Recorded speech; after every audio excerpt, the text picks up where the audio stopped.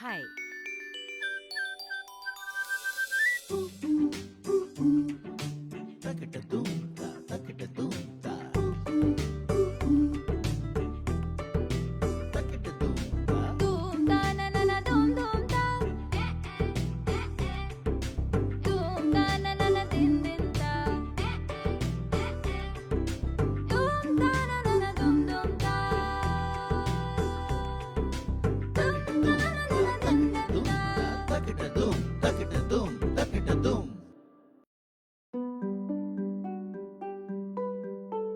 हाय, मैं हूँ सुधा मूर्ति और मेरे कहानी घर में आपका स्वागत है।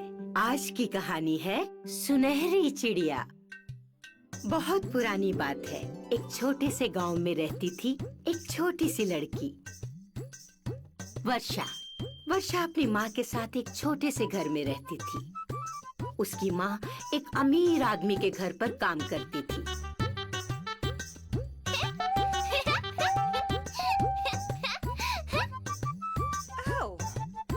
हर शाम काम से लौटते हुए वर्षा की माँ थोड़ा सा चावल ले आती।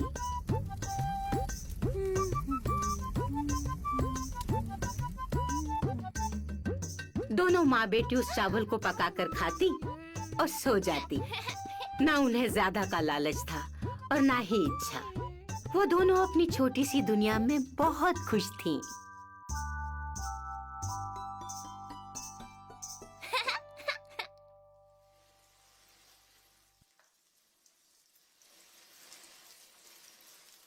नमस्ते कपिला दीदी। हाँ, नमस्ते। शाम को पता नहीं किस गरीब का मुंह देख लिया।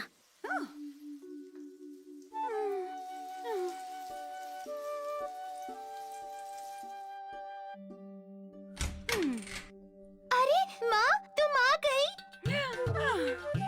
हाँ, ये इतना सारा क्या लाई हो? आज मैं थोड़ा ज्यादा चावल ले आई। हम थोड़ा सा आज पका लेंगे और बाकी कल सुबह में धोकर सुखा दूंगी अगले दिनों के लिए। हाँ, मैं भी तुम्हारी मदद करूंगी माँ। मेरी अच्छी बेटी।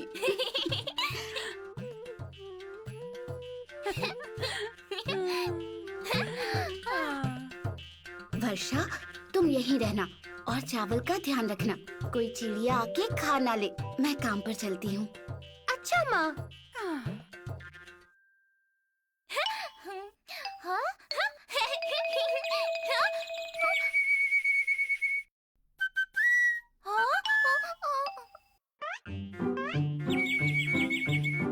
तुम्हें भूख लगी है? मुझे पता है, भूख लगती है तो कुछ भी अच्छा नहीं लगता। ठीक है, खा लो थोड़े से दाने, पर ज्यादा नहीं वरना माँ नाराज होंगी।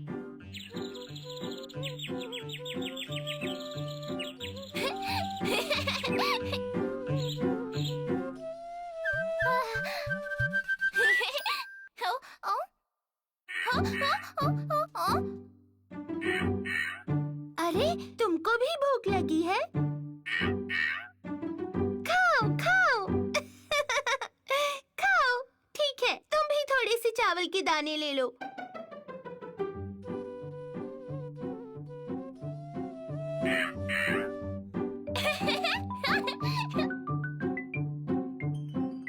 अचानक वर्षा को लगा जैसे सूरज के पंख निकल आए हों और वो तेजी से वर्षा की ओर उड़ता चला आ रहा हो। पर वो सूरज नहीं, वो तो एक चिड़िया थी, बड़ी सुनहरी चिड़िया, जैसे सोने की बनी हुई हो, बहुत सुंदर। वर्षा उसे देखती ही रह गई। तो तुम्हें भी भूख लगी है? हाँ।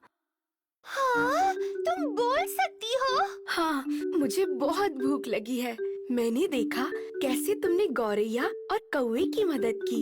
क्या मैं भी चावल खा लूं? हाँ, ठीक है, खा लो। हाँ?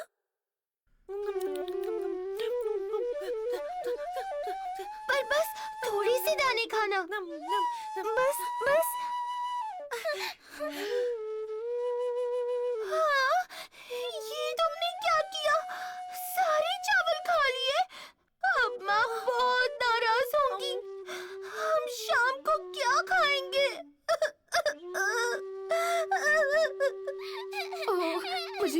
कर दो, मुझे बहुत भूख लगी थी। मैं अपने आप को रोक नहीं पाई, पर तुम्हारे चावल खा के मुझ में वापस शक्ति आ गई है। तुम बहुत दयालु और अच्छी हो। तुम उदास मत हो। एक काम करो, तुम मेरी पीठ पर बैठ जाओ, मैं तुम्हें अपने घर ले चलती हूँ। मैं तुम्हें ऐसी चीज दूंगी, तुम्हारी माँ सारा गुस्सा भूल जाएगी। हाँ, सच्ची? मुच्ची।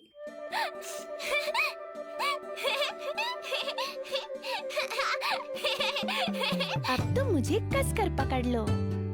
ये चले हम। अरे वाह, मजा आ रहा है।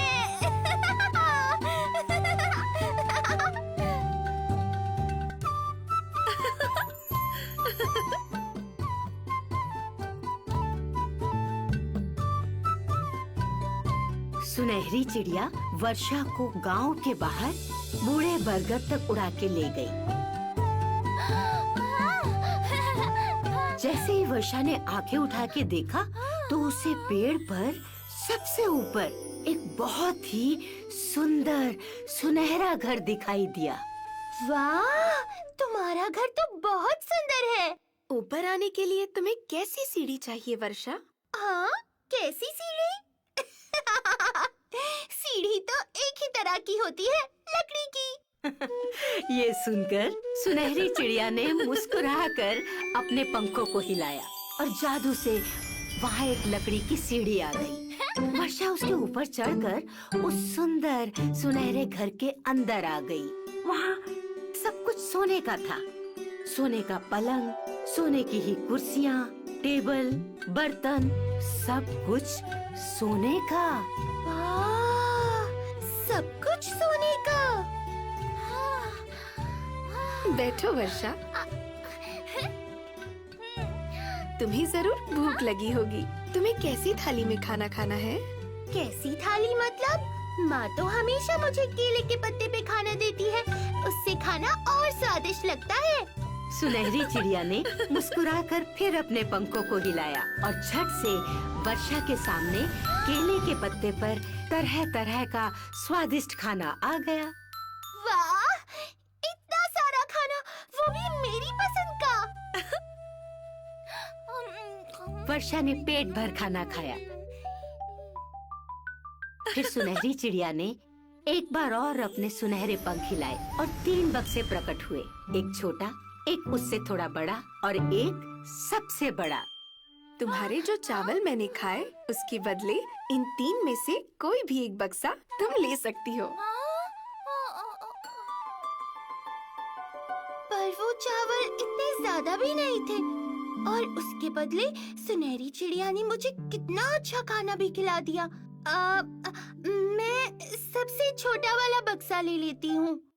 ठीक है। वर्षा ने सबसे छोटा बक्सा ले लिया और सुनहरी चिड़िया ने वर्षा को अपनी पीठ पर बिठाकर वापस उसके घर की छत पर छोड़ दिया।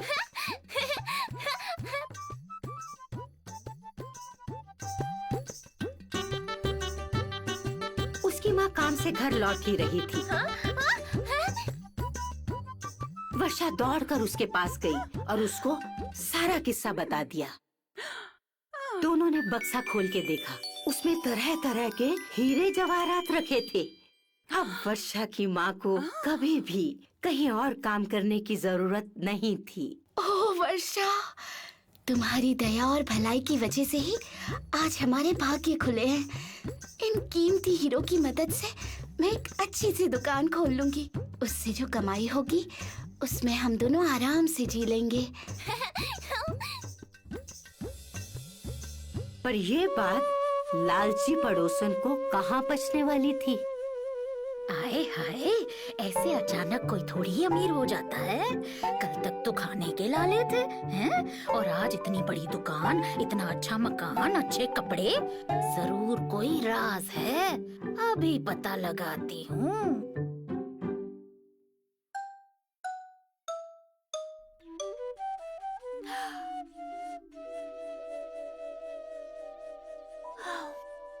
नमस्ते बहन।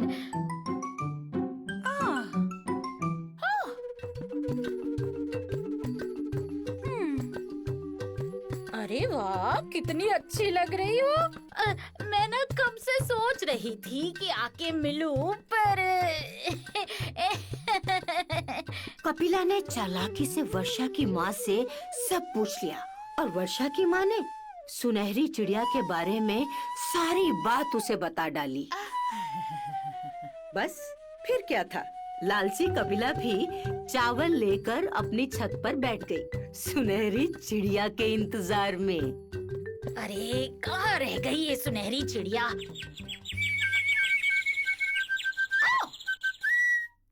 अरे हट, चल जाओ यहाँ से। ये चावल तेरे लिए नहीं है। तू तो सुनहरी चिड़िया नहीं है, चल भाग यहाँ से। ओई माँ!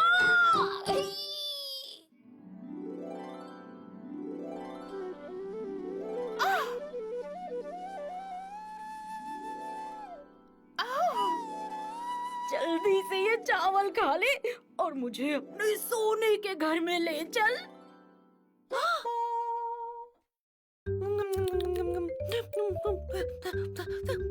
बस बस, अब और कितना खाएगी?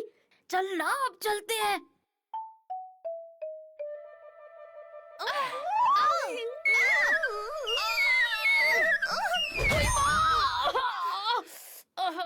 अरे कैसी जादुई चिड़िया है, हैं? चल एक बार फिर कोशिश करते हैं।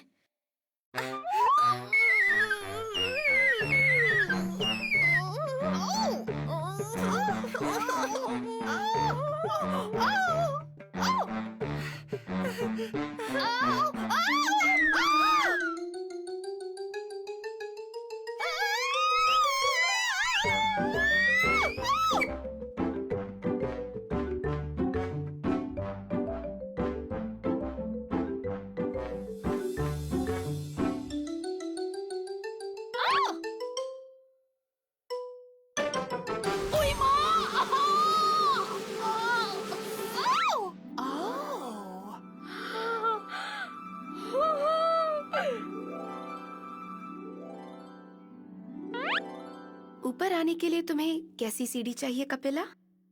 सोने की सीढ़ी, और क्या?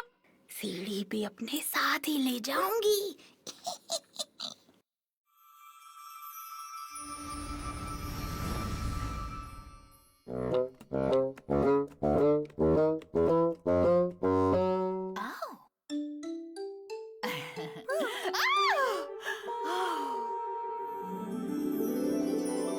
तुम्हारे यहाँ मेहमान को खाने के लिए नहीं पूछते क्या?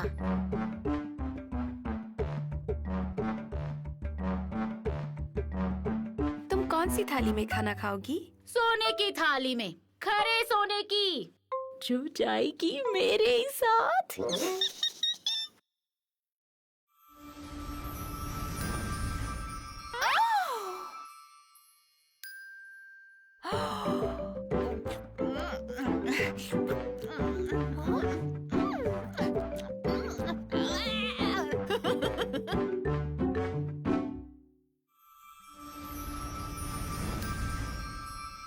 तुम्हारे जो चावल मैंने खाए उसके बदले इन 3 में से कोई भी एक बक्सा तुम ले सकती हो।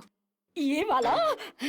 कपिला ने आप देखा न ताव सबसे बड़ा बक्सा उठाया, सोने की थाली ली और झटपट सोने की सीढ़ी से उतर गई। बिना सुनहरी चिड़िया को धन्यवाद दिए हुए नीचे उतरकर उसने सोने की सीढ़ी उठाई और वापस गांव की ओर दौड़ पड़ी।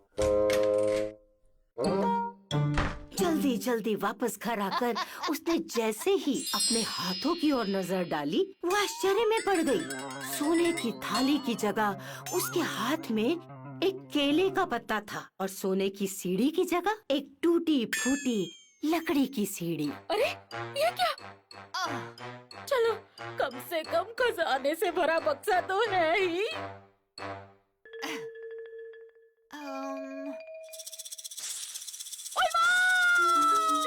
सब छोड़ छाड़ के कपिला अपने ही घर से भाग खड़ी हुई। काफी देर बाद जब हिम्मत जुटाकर वो घर वापस गई तो ना वहाँ सांप था, ना ही सीढ़ी और ना ही केले का पत्ता। और उस दिन के बाद सुनहरी चिड़िया फिर कभी गांव में किसी को दिखाई नहीं दी।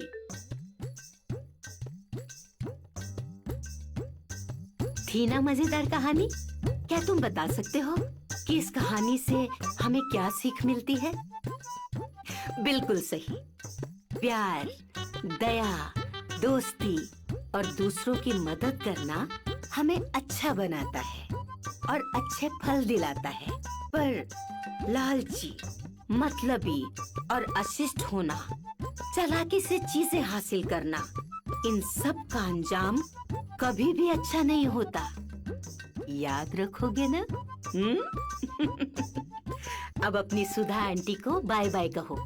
अगली बार फिर मिलेंगे एक नई कहानी और एक नई सीख के साथ मेरे कहानी घर में। Bye bye.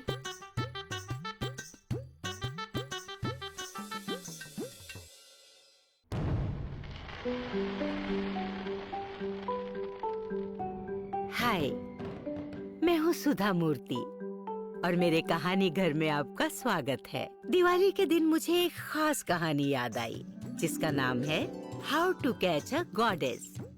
बहुत पहले की बात है। समझदार बुद्धिमान रोहिणी अपने पति के साथ एक गांव में रहती थी।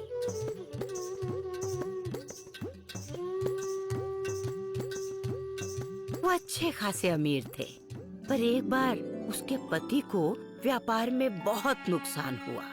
उसके बाद वो अपना सारा पैसा खो बैठे और गरीब हो गए।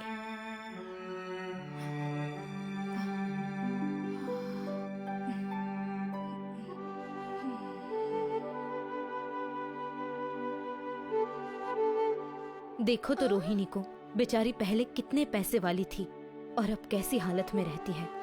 सच्ची बहन, बड़ा घर छोड़कर झोपड़ी में आना पड़ा। ना कोई नौकर चाकर, घर का सारा काम खुद ही करती है।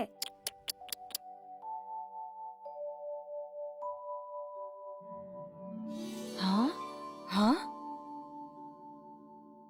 अरे ये घास में क्या चमक रहा है? हाँ, अयो, हीरो का हार। ये तो महारानी का लगता है। उनके अलावा किसी और के पास ऐसा कीमती हार हो ही नहीं सकता। शायद कोई चुरा के भाग रहा होगा और गलती से यहाँ गिर गया होगा। सुनो सुनो सुनो, महारानी कमला का बेशकीमती हीरो का हार एक बाज उठाकर ले गया है। अगर वो हार किसी को मिले तो उसे तुरंत लौटाने वाले को मुंह मांगा इनाम दिया जाएगा। सुनो सुनो सुनो।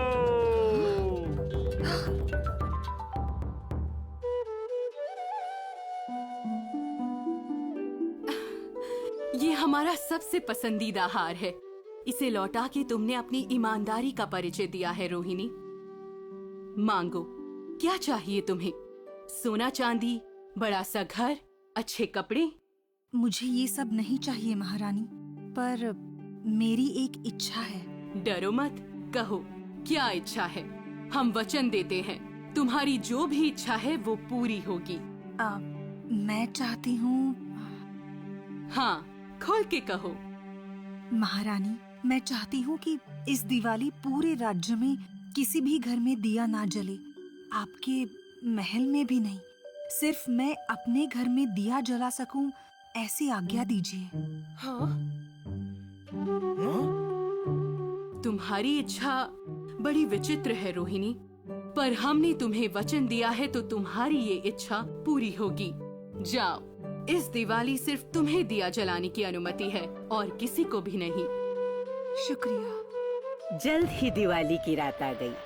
मेहनती रोहिणी ने अपनी झोपड़ी और आसपास की जगह को खूब मन लगाकर साफ किया और वहाँ बहुत से झिलमिलाते दीपक सजाए और फिर तैयार होकर पूजा की थाली लिए घर की चौखट पर बैठ गई। और तुम तो जानते ही हो कि दिवाली की रात धन की देवी लक्ष्मी धरती पर आती हैं और दियों से जगमगाती दुनिया को देखती हैं। पर उस रात जब वो रोहिणी के राज्य पहुंची तो चकित हो गई। ये कैसी अनहोनी। हर दिवाली की रात यहाँ सब दीपक जलाकर मेरा स्वागत करते हैं, पर आज तो हर ओर अंधेरा है।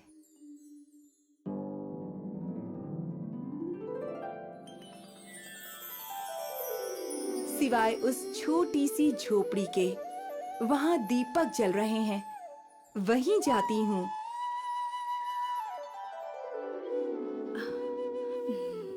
हे लक्ष्मी माँ, दर्शन दो। आंखें खोलो रोहिणी। हाँ? देवी, आप आ गई लक्ष्मी माँ।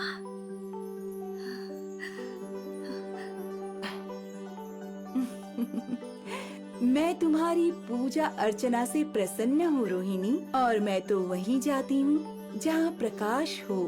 और आज रात तो सिर्फ तुम्हारे घर में दियों का प्रकाश है, तो मुझे तो आना ही था। रुकिए माँ।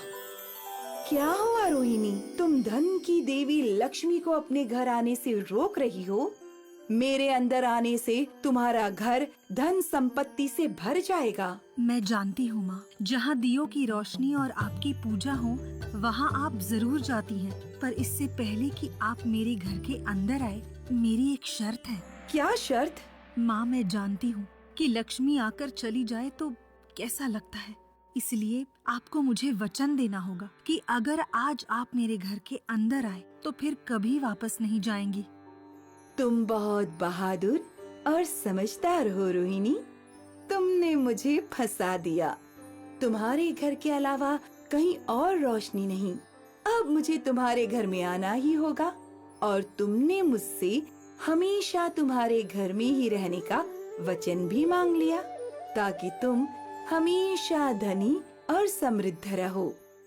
मैं तुम्हारी सूझबूझ से प्रसन्न हूँ। तथास्तु।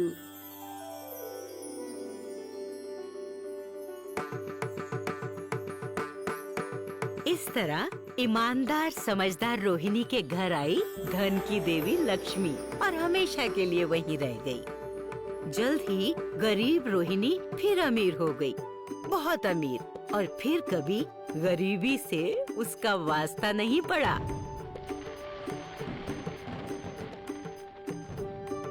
तो बताओ, इस कहानी से हमने क्या सीखा?